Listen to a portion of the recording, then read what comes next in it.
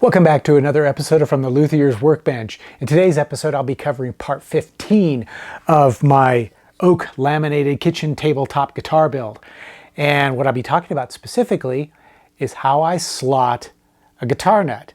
So there's a lot to cover in this episode, so let's jump in and get started. What I have to do now is I have to fabricate a blank for the nut. And typically I use either cow bone or water buffalo horn. Those two materials make fantastic guitar nuts because they're extremely hard and really dense. And I have here what's left of a cow femur, which I have been cutting blanks off from.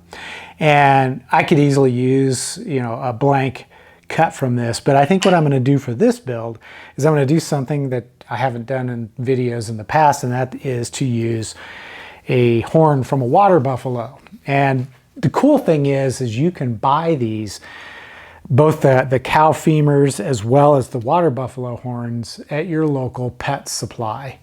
And if you don't have a local pet supply, I'll put some links in the description below so you can purchase them online. They're really inexpensive, and as long as you've got either a table saw or a bandsaw, you can cut these up and make, like out of this water buffalo horn, I can get at least a dozen, maybe even more blanks for nuts. Out of a cow femur, it's about the same, anywhere from 15 to 20 blanks out of one. And when you consider that they cost $4 to $6 for either a cow femur or a water buffalo horn, you're only spending pennies per blank. So compare that to the cost of a prefabricated blank, and you can see some pretty serious savings. So right now what I'm going to do is I'm going to cut up this water buffalo horn, and I'm probably just going to slice off a couple of blanks to start with. I always like to have at least 2 blanks ready when I prepare to make the nut on a guitar. That way, if I goof up the nut, I can just grab the other blank and don't have to pull out the bandsaw and cut another one. I think the best way to cut up this blank is just going to be to cut some slices into it, and then I'll cut those slices off. And that should give me a fair number of blanks to work with. And as I said before, I usually like to have at least 2 blanks on hand when I fabricate the nut for a guitar. That way, if I goof up a nut, I can just grab another blank and continue on.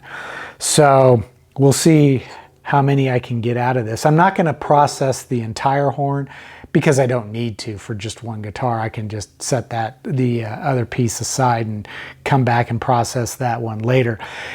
Now this is also going to produce some dust as I'm cutting, so I think it's probably a good idea to wear a dust mask. And I'm also going to run my dust extractor, which is hooked up by a hose to the bandsaw, so that should pull away some of the dust.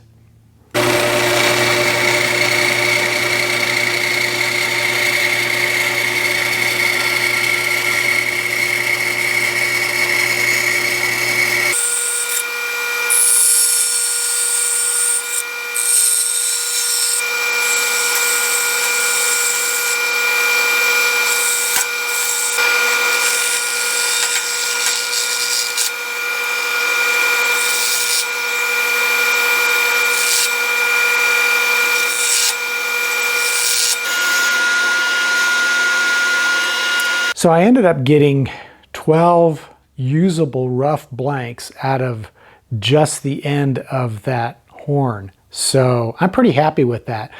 I could probably double the number of blanks if I cut them a little bit smaller, but I like to use slightly oversized blanks. It's just easier to work with. So what I need to do now is begin the process of final shaping the blank before I can start to actually form the final shape of the nut.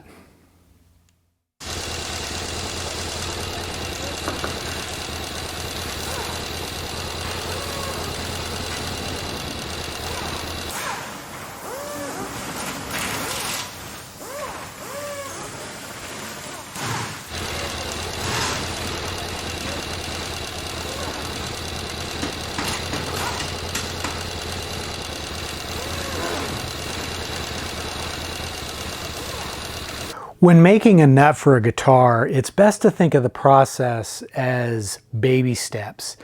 What I'm going to be trying to do is gradually bring this blank down to its final shape and form slowly. So what I have to do first is thin the blank so that it will fit into the slot that I've cut here. And to do that, the easiest way really is just to take a pair of calipers and figure out what that dimension is. And then I'm just going to lock my calipers to that.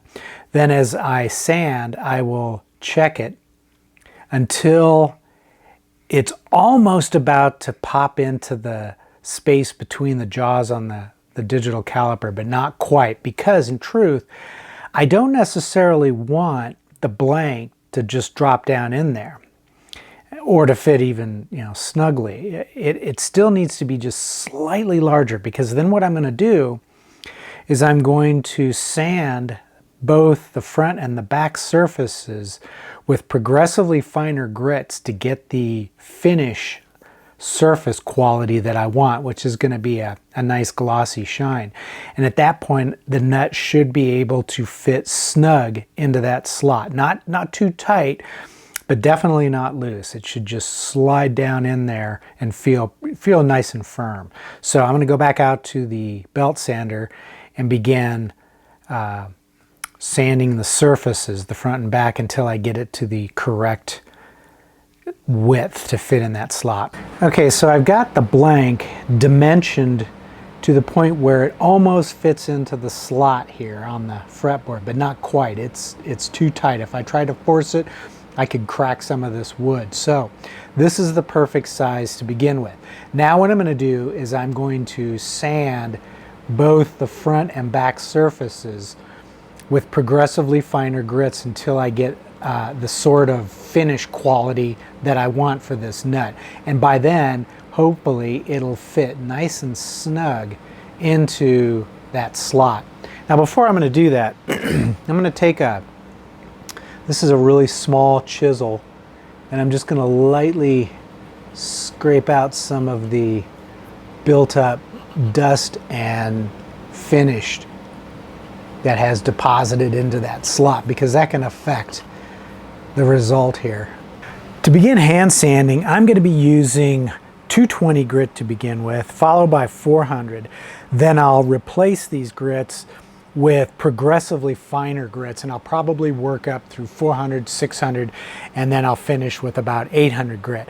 Now I like to sand on a perfectly flat surface, and the best surface that I have is a fret leveling beam. So I just attach some 220 to one end and some 400 at the other end, and then I'll just begin the process of sanding. And it's always good to flip around the blank as you're working.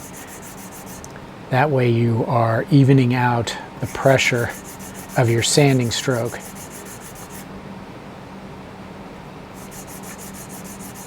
And then as I'm sanding, I like to double check the fit here just to see if I'm getting close to what it needs to be. And it's starting to get to where it's moving down into the slot, but it's still a little bit tight. So I'm going to go ahead and move up to 600 grit, and then I'll finish with 800.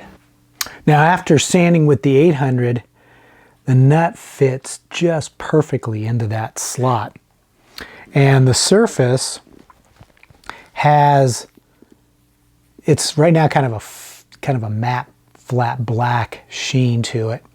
But since I sand with 800, I can just take this to my buffing machine and buff it up to a high gloss shine. And I may do that later on after I have completely finished the nut. But now the next step is going to be to mark the final shape of the nut. And I'm going to do that with a special pencil. Okay, it's not actually a special pencil. It's just a regular number 2 pencil that I sanded in half. And the way I use this is I will set the pencil onto the frets, and the pencil has to be parallel to the center line of the neck. And then I will just press it up against the nut, the lead tip against the nut, and then I'll just bring the pencil over. Now, because this is a black nut, it may be kind of hard to see the line on the camera, but I can see it pretty clearly. And what this is going to do is it's going to mark a line that follows the radius of the fret wire and, of course, the fretboard itself.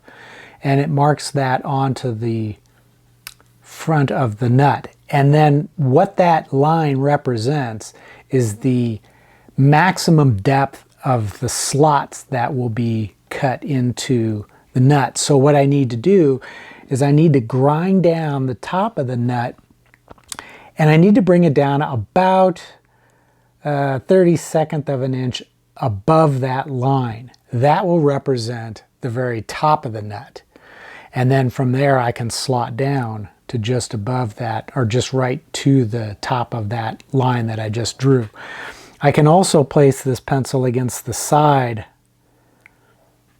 of the fretboard and draw a mark that will indicate where the side of the nut needs to be milled down to, or ground down to. So there we go. Now I'm going to take it back out to my belt sander and sand it to those dimensions.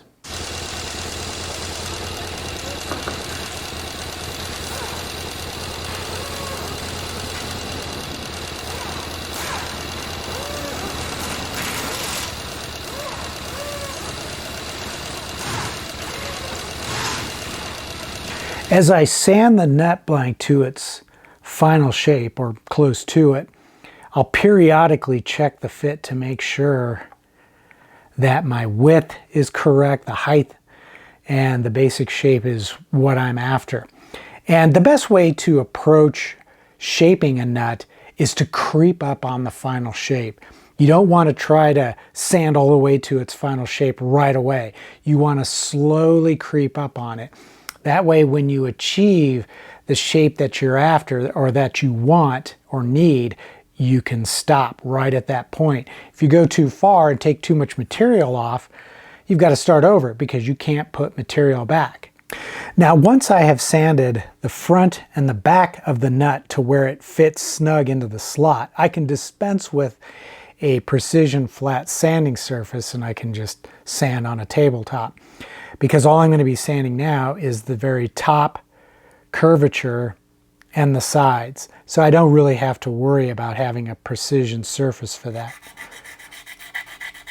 And again, I'll start with 220, and I'll sand with, once I finish with the 220, I'll move on to the 400. And that's about as far as I'll go at this point, because I still have to cut the slots. So there's no point in sanding all the way up to 800 grit, because I may end up having to take more material off the top in order to reduce the depth of the slots, and that'll make more sense in a second here. All right, so now I'm ready to slot the nut, but before I can do that, I have to install the strings, and before I can install the strings, I need to install the tuners. So let's do that right now.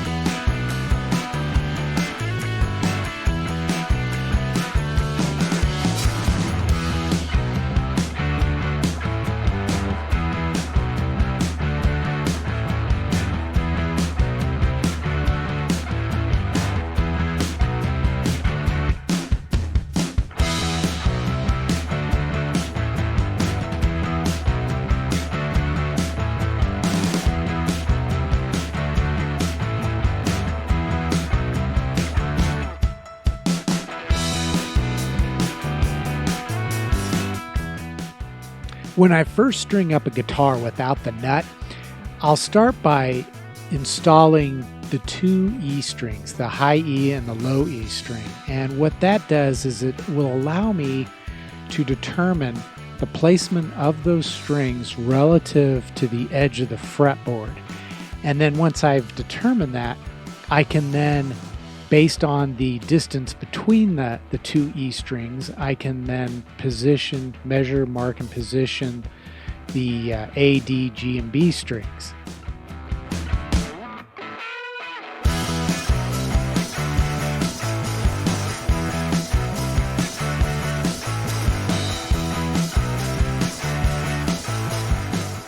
And then to temporarily position the two E strings, I'll just file a very shallow slot using a 10 gauge nut slotting file. And this will allow me to position the strings and then check and double check their position before I commit to marking the position of the other strings.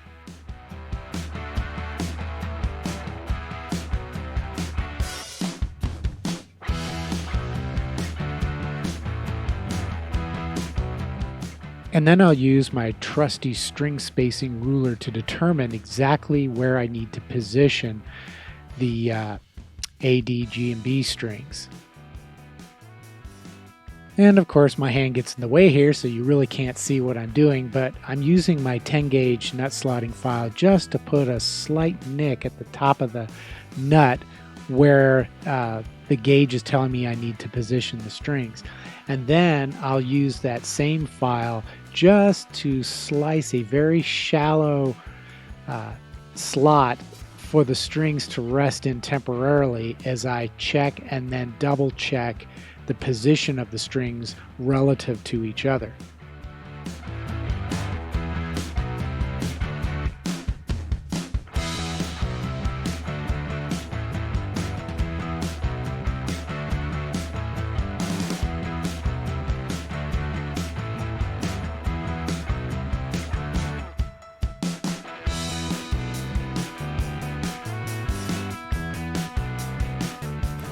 Now, once I've positioned the strings in those temporary slots, I can check the spacing, and I'll do that pretty much along the entire length of the fretboard. I'm also going to check the distance between the edge of the low E string and the high E string relative to the edge of the fretboard. I want to make sure that it is what I call equidistant, meaning the same on both sides. And then I can check how the strings pass over the pole positions of my pickups and make sure that everything lines up, make sure that everything is centered, and make sure that the space between strings appears to be equal. Now, some folks are going to want to know, is there a measurement that you can use and apply to this? And there is, but I find it's never really an accurate way to determine string spacing. For me, it's better to do it visually, and I can just look down like at the first fret and I can see the distance between the strings and know whether or not it's relatively accurate and close to being the same. If you try to use a mathematical formula to do that and then actually try to measurement, there's too much room for error. So for me, visually is the best way to do it. However, after over 500 guitars, I'm pretty good at doing this visually, so I'm not really sure that it's a technique I can recommend to somebody who's building their very first guitar from scratch. So you can try it and know that at this stage your temporary slots in the top of the nut are just that, they're temporary. So you can move the strings around if you don't have it quite right. All right, well, before I start to slot the nut, I'm going to get rid of some of these excess length of string here because that just drives me crazy.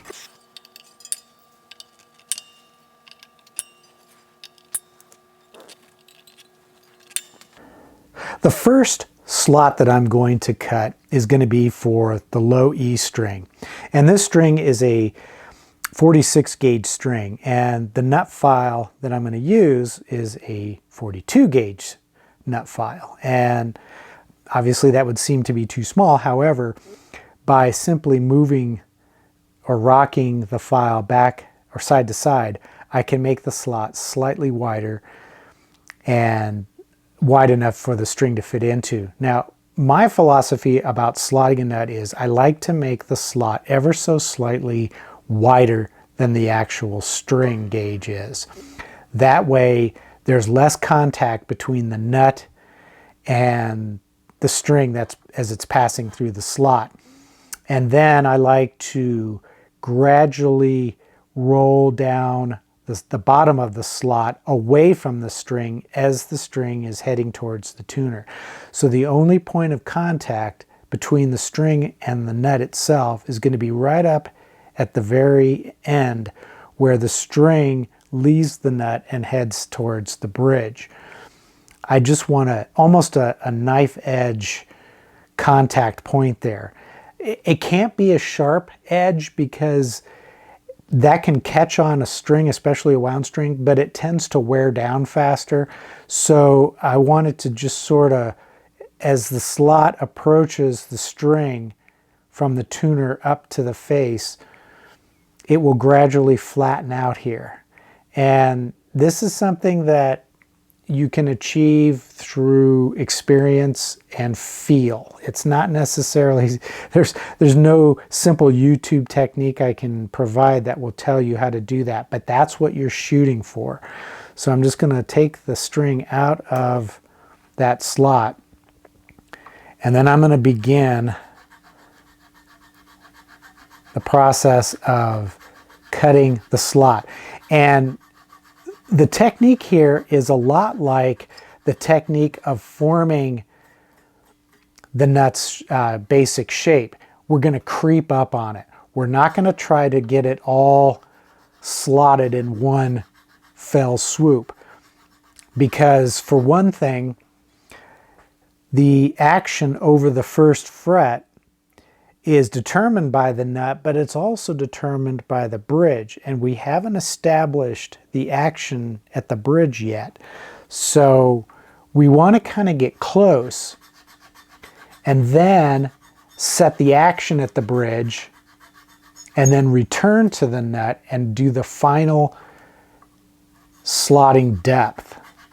Now, at this stage, the slot depth can be determined by how high the string is over that first fret. And there's a couple of ways that you can check that. One is to use a feeler gauge, and you need to know how much space you would want between the top of the first fret and the bottom of the string. And a common measurement for that is 0.020 inches. However, what you want may differ. It just depends on the kind of action you want. But as soon as you get the slot down to a depth where it just touches the top of that feeler gauge, you would stop. If you're shooting for a final depth that would give you 0.020 inches of space between the top of the first fret and the bottom of the string, you might actually, to begin with, want to start with like 0.022 inches or even 0.024, and then work your way down and get closer to that as you get the action at the bridge set. So that's one way to do it. Another way, and this is how I typically do it, but this is a technique that requires some experience. I will press the string down to the second fret, and then I will check to see what the clearance is at the first fret. And as you can see here, there's a lot of space between the bottom of the string and the top of the first fret. I want it to be just barely any movement whatsoever. Just a hair of space between the bottom of the string and the top of the first fret. So I have a ways to go here. As I continue to file the slot, what I'm going to do is start to angle the slotting file down towards the tuners. And what this does is it forms a slot that is at an angle. So what ends up happening is the bottom of the slot will contact the string right at that front face, the face which is facing the frets and the bridge. And by minimizing the amount of contact between the nut and the string, we increase sustain, and we can achieve that ringing note from the string as it's played. If there's too much contact between the slot, whether it's the bottom of the slot or the sides of the slot, we end up muting the string. It's sort of the same effect as you know, when you palm mute at the bridge. Too much contact between the slot and the string will effectively reduce the amount of sustain, and it can also affect the tone. So by minimizing that amount of contact, we get better sustain. And what I'll do is I will periodically stop, and then I will check that action, primarily by pressing the string down at the 2nd fret. And I still have quite a ways to go. And this is a process that can take some time, but you want to gradually creep up on it. And as you get close to that final action over the 1st fret, then you can set the bridge action and then come back and increase the depth of that slot until you get it just right.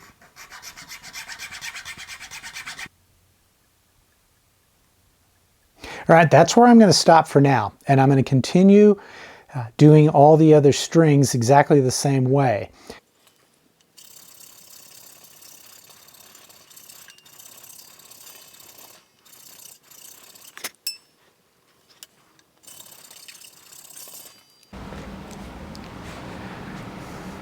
After cutting the slots to their initial depth, what I'm going to do now is reduce the height of the nut by sanding down the top surface.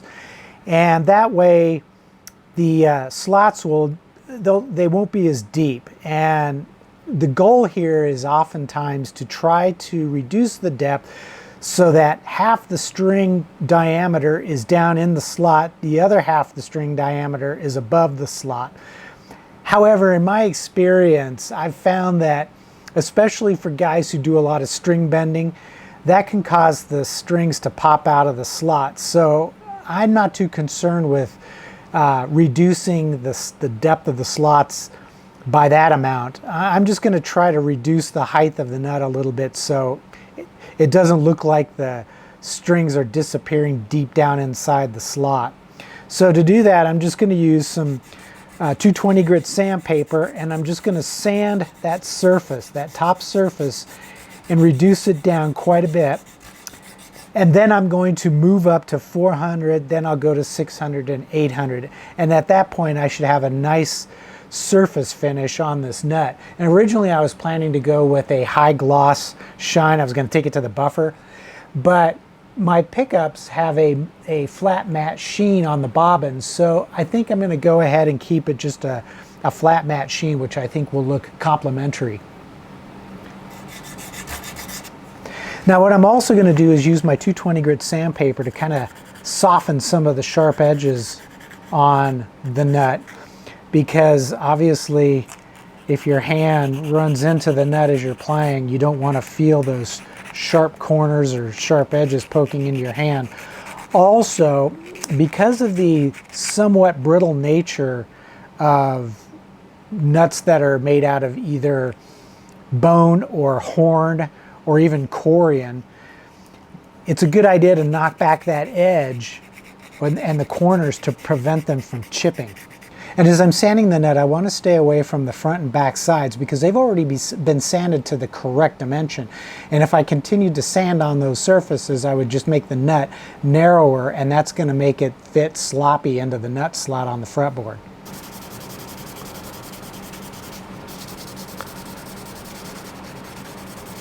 All right, so what I need to do next is I need to set the string action at the 12th fret. And the reason I need to do that is because the string action at the 12th fret is going to affect the string action at the 1st fret. And so in order to get the slots to their correct depth, I need to get that action set right now. And to do that, of course, I'm going to either raise or lower the saddles on the bridge. And I'm going to use one of these simple string gauge rulers to check the action. So what I'll do is I plan to set the action right at the 12th fret for the high E, or for the low E and then the high E strings. Then I'll use a radius gauge to either raise or lower the other strings until they match the radius of the fretboard.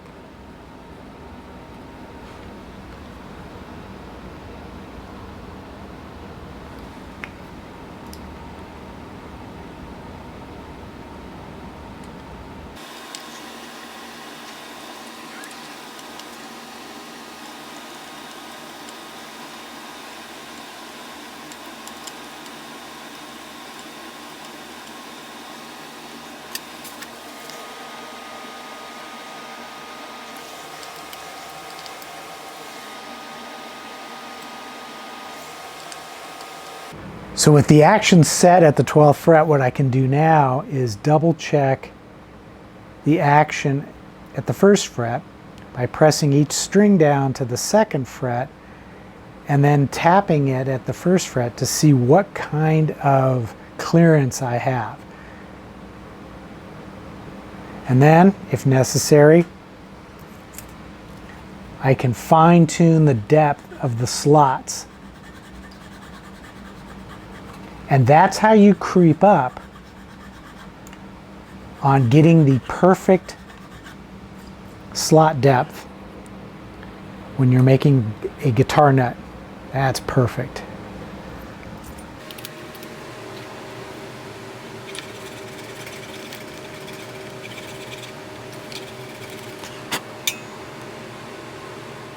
All right, guys, well, for all intents and purposes, this nut is now finished. There's nothing else that needs to be done. I have it slotted to the correct depth for each string. I have the action set, so I'm confident that this guitar is going to play very, very well. The only thing I have left to do, and this is really part of the setup, is I'm going to put a drop of CA glue underneath the nut in the slot where it resides. That way the nut won't slide side to side, especially if the person who ends up playing this guitar in the future happens to be a pretty hardcore string bender. So with that, I hope that this video was inspiring and maybe you got some useful information out of it. If so, as always, give me the thumbs up. That always helps. Head over to eguitarplans.com, purchase a plan, and consider that your way of tipping me for the information I'm providing for free here on YouTube. And until the next episode, when I'm going to continue on and probably finish this guitar, take care, stay safe, and I'll see you soon.